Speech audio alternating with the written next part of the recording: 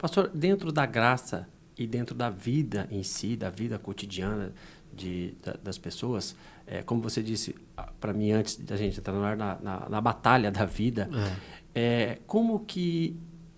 aonde se encaixa o entendimento teológico sobre o pecado? Pecado. Bom, precisamos também voltar-nos às Escrituras para entender e conceituar o que é o pecado. Então, eu falei primeiro aqui no início aqui sobre teologia, que é o estudo daquilo que Deus se permitiu revelar. E dentro da teologia, nós temos uma subdivisão chamada teologia sistemática, que é uma teologia inalterável, não pode se alterar. É aquilo que está posto, é aquilo que está escrito e não tem emenda, ainda que algumas pessoas insistam em querer que a Bíblia seja atualizada. Isso não é possível, porque o que está posto, está posto. O que está na sua certidão de nascimento, na sua vida, no seu DNA, não conseguimos alterar. Ele está lá, está posto. O que está posto na palavra de Deus está posto. E dentro da teologia sistemática existe uma matéria chamada amartiologia. O que é amartiologia? São palavras que oriundo do grego, por isso que defino, traduzindo, prevendo que tem muitas pessoas que são leigos, que não são teólogos, não são estudiosos.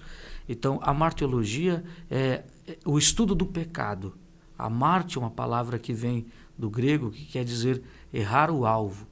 Mas, na verdade, o pecado não é apenas errar o alvo. O pecado é uma rebelião à lei de Deus.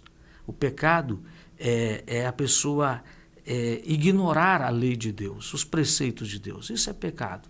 Até tem um teólogo conhecido chamado Eugene Peterson, que ele diz assim, que o pecado é abrir mão da presença de Deus, da companhia de Deus.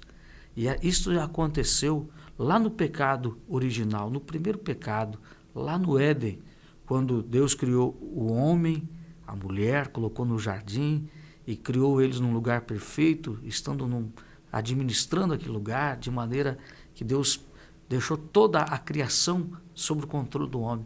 E o homem pecou. Agostinho de Hipona que alcunha esse pecado como pecado original. Pecado original ele não tem na Bíblia Sagrada. Tem o relato do texto, mas esse termo só vai ser conhecido lá no século IV, no chamado pecado original.